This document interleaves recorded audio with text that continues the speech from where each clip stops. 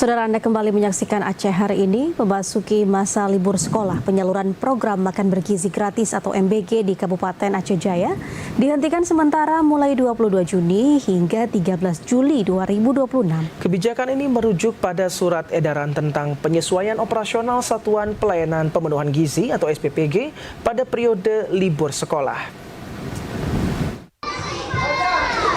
Program makan bergizi gratis di Kabupaten Aceh Jaya resmi dihentikan sementara selama masa libur sekolah. Penghentian ini dilakukan sebagai bagian dari penyesuaian operasional program sesuai kalender pendidikan nasional. Selama periode 22 Juni hingga 13 Juli 2026 tidak ada pendistribusian MBG kepada peserta didik maupun penerima manfaat lain yang masuk dalam kategori kelompok 3B.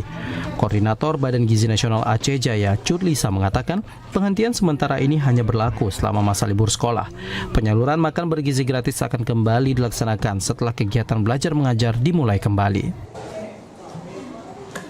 Di Aceh Jaya sendiri juga melakukan libur distribusi MBG, baik itu untuk peserta didik ataupun untuk peserta non-didik.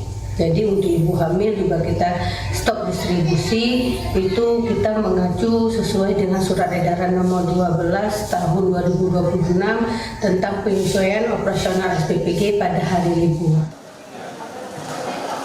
Badan Gizi Nasional Aceh Jaya memastikan penghentian sementara tersebut tidak mempengaruhi keberlanjutan program.